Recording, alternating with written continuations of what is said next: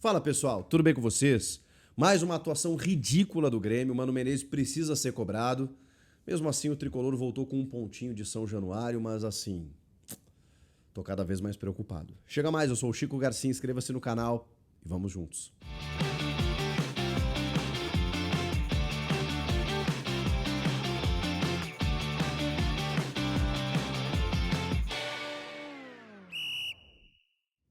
Bora falar do Tricolor. O Grêmio foi a São Januário jogar contra o Vasco da Gama num jogo que, pelo amor de Deus, foi movimentado, mas foi uma pelada braba, vamos falar a verdade. Um jogo tecnicamente sofrível, terrível, porque o Vasco é o Vasco, né? Com todo respeito aos vascaínos, o momento do Vasco ele é periclitante. E isso não diz muitas coisas diferentes em relação ao Grêmio. O Grêmio também vive uma fase horrorosa. E aí, o que a gente poderia esperar do jogo, né? Um jogo de muitos erros, um jogo em que, vejam só, num jogo com esse nível técnico abaixo, o Vasco foi melhor do que o Grêmio. Então, assim, se tivesse que sair um vencedor, no final, eu acho que o resultado até acabou sendo justo, porque o Grêmio melhora também em algum momento no segundo tempo. Tem uma bola no travessão do André Henrique, no lançamento do Pavon.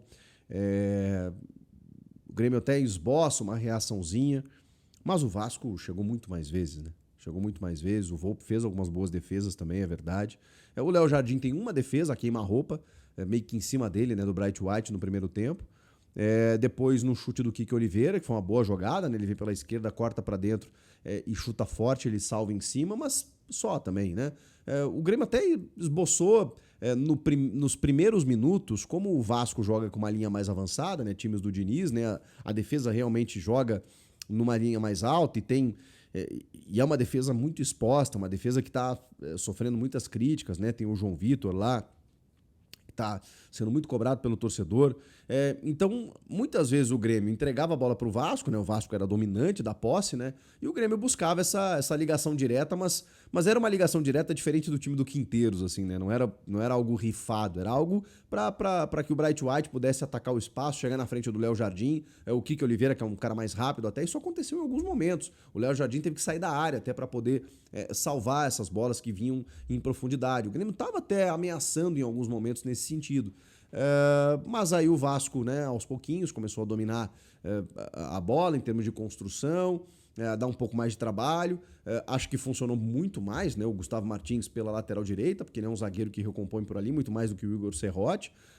A nossa zaga ainda tá torta, né, o Wagner Leonardo e o Kahneman, com o Marlon pelo lado esquerdo, que até fez um jogo bem ruim, assim, bem abaixo do nível técnico que o Marlon pode entregar. Ele não jogou tão bem assim essa partida.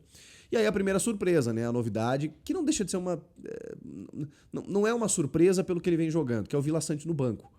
Não posso questionar isso. O Vila Sante não vem jogando nada. Aí ele bota o Dodi, bota o Edenilson, né, como meia. Edenilson como meia. Alex Santana. É isso. Alex Santana, Dodi e Edenilson. Edenilson para ser um terceiro homem, barra meia, barra volante, barra faz tudo ali no meio.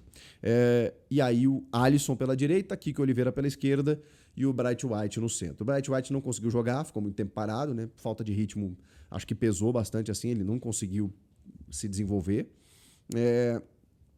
O Kike tomou um cartão muito bobo, né? E também ficou um tempo parado, então acabou saindo no segundo tempo. E o menino Alisson estava marcado ali. O Vasco correu bastante. O Vasco marcou, correu, pegou. Então o jogo foi pegado nesse sentido. Mas tecnicamente não foi legal. Não foi legal. O fato é que o Grêmio tinha essa tentativa, né, de transição para poder surpreender o Vasco. Não estava funcionando. E aí no segundo tempo muda e coloca o Cristaldo. Não que o Cristaldo tenha feito muita coisa, mas ele se aproxima um pouco mais do ataque e o Grêmio dá sinais de que pode, né, de repente, atacar mais. E aí entra o Pavon e entra o André Henrique também, entra o Riquelme na do Alisson. O Grêmio faz algumas trocas, o próprio Vila Sante no lugar do Edenilson. E aí a gente começa a ter, né, o Dodi e o Vila Sante, né, como dois volantes. Aí você tem o Cristaldo, que é um meia, e aí você tem o Riquelme, que é outro meia, e aí você, né, com o objetivo de ficar um pouco mais com a bola. O Grêmio melhora até nesse momento. Só que nesse momento já estava 1-0 pro Vasco. Primeiro que o Vasco chega ao seu gol ainda no primeiro tempo, num lance em que a arbitragem foi muito confusa. A arbitragem, aliás, do Felipe Fernandes Lima, ele foi confuso assim, o jogo inteiro, ele é muito frágil realmente.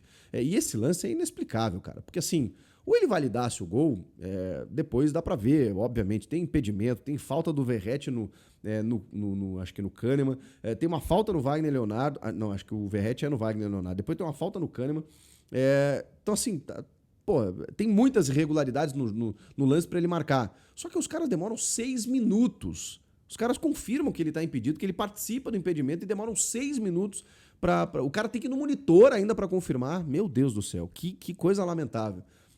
E aí com isso o jogo demora, o gol é anulado e tal, fica no 0-0, mas aí no segundo tempo o Lucas Freitas faz um gol numa bobeada, numa desatenção para variar do Grêmio no sistema defensivo, já são 7 gols em 3 jogos, né, que o Grêmio toma. E aí o Mano vem dizer na coletiva que não é a segunda derrota seguida, porque nós estávamos jogando Brasileiro, então essa é a primeira porque nós empatamos, não, nós perdemos para o Flamengo, então aí agora nós empatamos, então vem de uma derrota. O Aliança Lima é sul-americana. Como se não fosse tudo a mesma coisa, né? Aí o Grêmio cresce, como eu disse, né? Até numa desatenção do Vasco, porque o Vasco tem os seus limites, né? Acaba tomando o gol do Gustavo Martins, que de cabeça faz o gol de empate do Grêmio. E aí depois o André Henrique quase vira e tal, o Grêmio até chega em alguns momentos. Enfim, o time é muito frágil, cara. É muito frágil. Eu falei aqui, isso é o que mais me assusta. Eu disse aqui em determinado momento que o André Henrique não poderia ser a solução do ataque do Grêmio. E aí ele joga mais do que os outros. E isso diz muito mais sobre o time do que sobre o André Henrique, porque ele não é nenhum craque, gostaria que fosse, mas não é.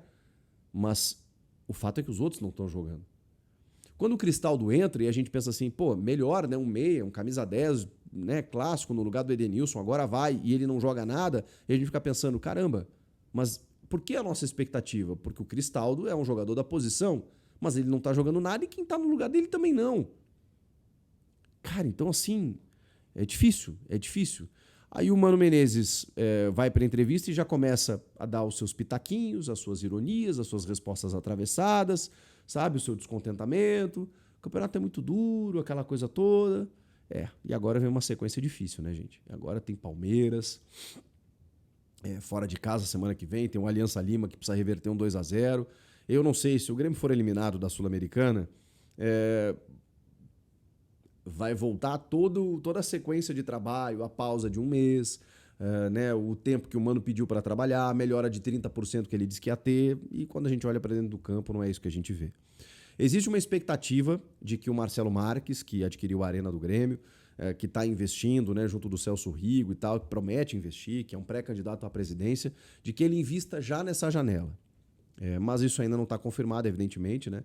Mas a ideia é reforçar o time para o time chegar um pouco melhor no final do ano e ele pegar o time numa condição mais favorável, inclusive na Libertadores, né? Só que eu não estou pensando nisso agora. Eu penso que assim, cara, eu tenho que valorizar esse ponto. Porque eu joguei pior do que o adversário, os caras estavam em casa, então a tendência, o normal, era o Grêmio ter perdido. E isso não aconteceu, então tem que comemorar. É um ponto que tem que ser exaltado.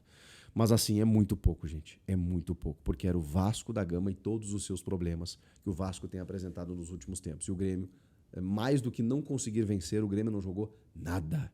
Absolutamente nada. O Grêmio não tem nada. E o Mano precisa ser cobrado já. Porque assim, eu tinha e sempre tive expectativas sobre o trabalho do Mano. Não que ele fosse reinventar a roda, muito pelo contrário. Que ele fosse fazer aquilo que é fidedigno às suas convicções. Um time com solidez defensiva, um time que toma menos gols, um time que se protege mais, um time mais especulativo, um time competitivo, um time organizado, compactado. Não tem nada disso. O time do Grêmio não tem nada disso. Então eu não sei o que está acontecendo. Ou o Mano Menezes desaprendeu, ou ele não está conseguindo implementar, ou ele está entendendo que os jogadores que ele tem não conseguem entender o recado. Eu não sei. Eu só sei que não está funcionando. Não está funcionando. O Grêmio não tem resultados, muito menos desempenho. Quando tem resultado, falta desempenho. Quando tem o mínimo de desempenho, e às vezes não é suficiente para conseguir o resultado. Então tá ruim, né? Tá ruim, tá muito ruim. Enfim. O Grêmio volta de São Januário com esse pontinho. Uma motivação, para jogar contra o Aliança Lima no primeiro jogo da Arena do Grêmio, sendo do Grêmio. Então vocês imaginem a festa, mas fora de campo, o Grêmio vive um momento de muita expectativa, de muita felicidade, de muita empolgação. E aí quando se volta para dentro do campo, é essa tristeza profunda por ver esses caras vestindo a camisa do Grêmio. Que loucura, gente, que loucura. Eu só espero que as coisas melhorem, mas precisa de investimento, precisa de contratar, porque não vai. Do jeito que tá, com esse time, vai, eu só não sei para qual lugar, né? E eu acho que não é um lugar muito bom. Então, vamos lá. O que vocês acharam do jogo? Comenta aqui, inscreva-se no canal e eu volto na próxima. Tchau!